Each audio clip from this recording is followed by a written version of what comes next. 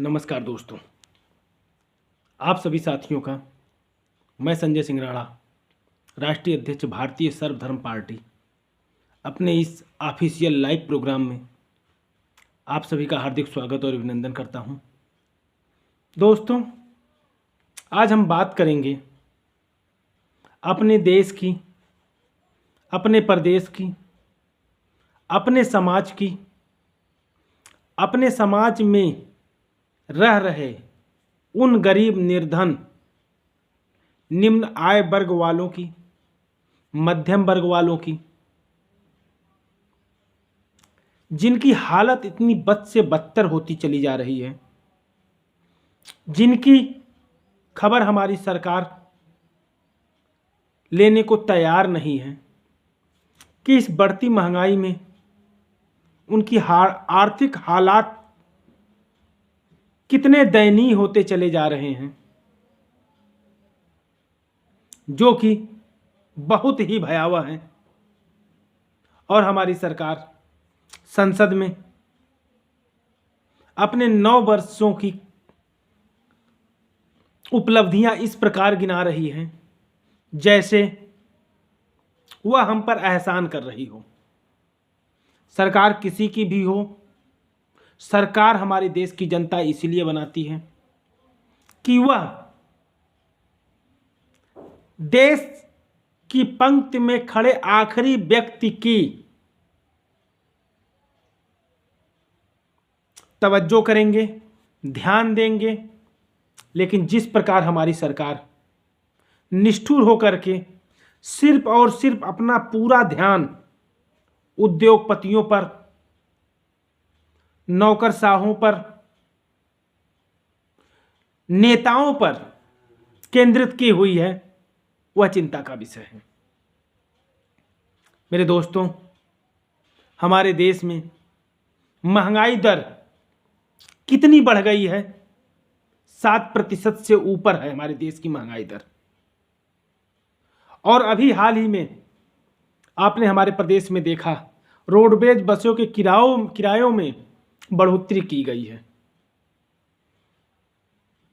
इस बढ़ोतरी से हमारा आम जनमानस और भी त्रस्त होगा, क्योंकि रोडवेज की बसों में यात्रा कौन करता है यह हम आप भली भांति जानते हैं। कोई अरबपति, कोई पूंजीपति, कोई नेता, कोई विधायक, कोई मंत्री, कोई उद्योगपति इन बसों में सफर नहीं करता है। उनके लिए तो सरकार उड़न खटोले मुफ्त किए हुए हैं। हमारे देश की जनता हर बात में टैक्स देती है। बचत करे तो टैक्स, सामान खरीदे तो टैक्स, खाना खाए तो टैक्स, पानी पिए तो टैक्स, कपड़े प्रेस कराए तो टैक्स, कपड़े खरीदे तो टैक्स, कपड़े धुलवाए तो टैक्स, यहां तक कि अंडरवियर, चप्पल खरीदे तो भी टैक्स, और गलती से अगर सेविंग हो गया कुछ उस पर भी टैक्स।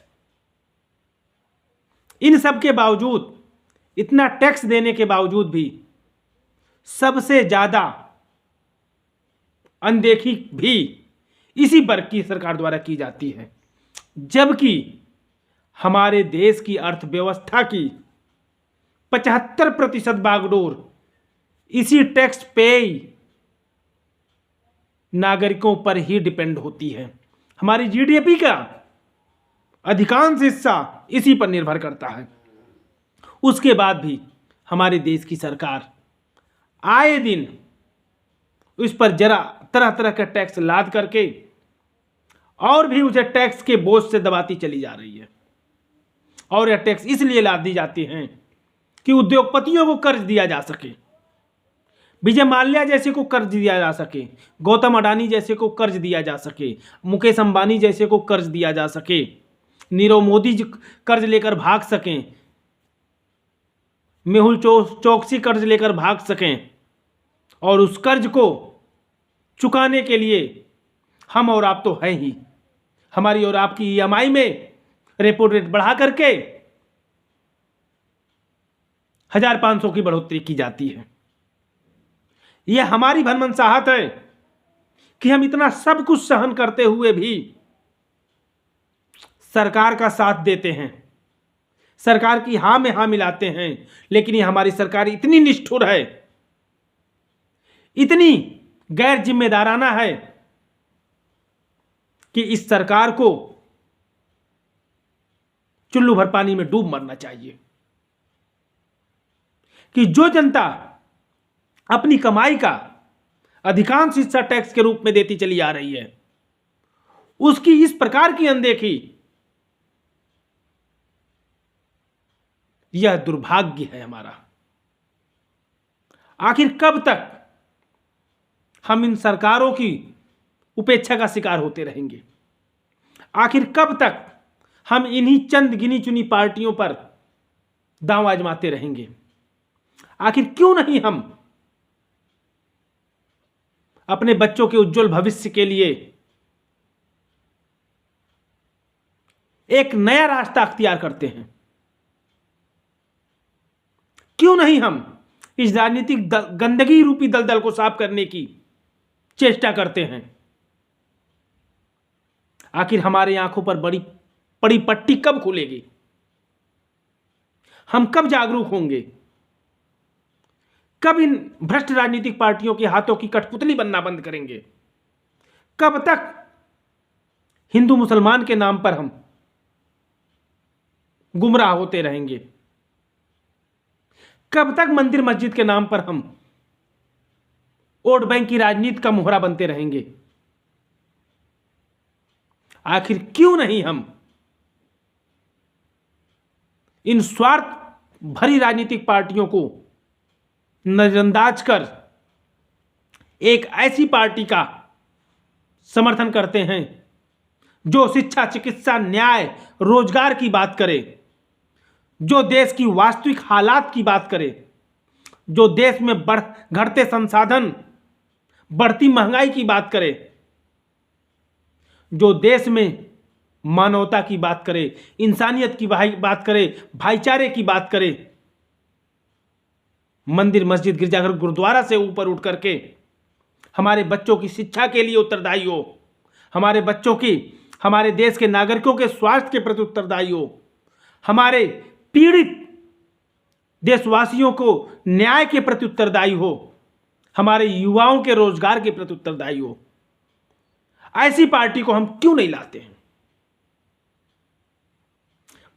मेरे दोस्तों, आज की हमारी जो सरकार चल रही है,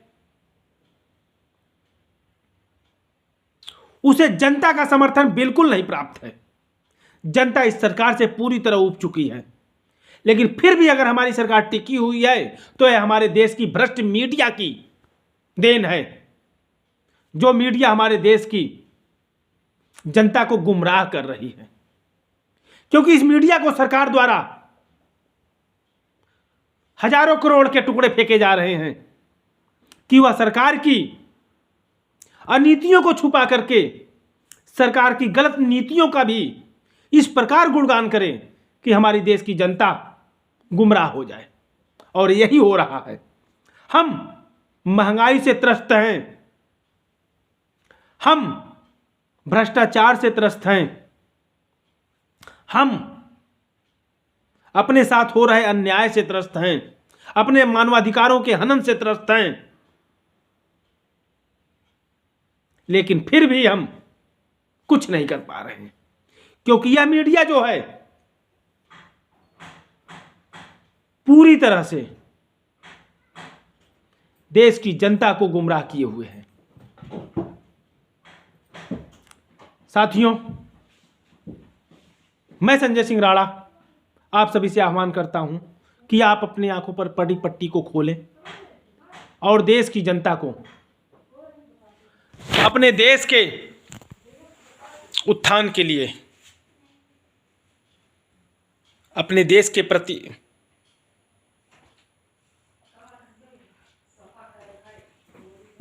अपने उत्तरदायित्वों का निर्वहन करें। जय हिंद, जय भारत।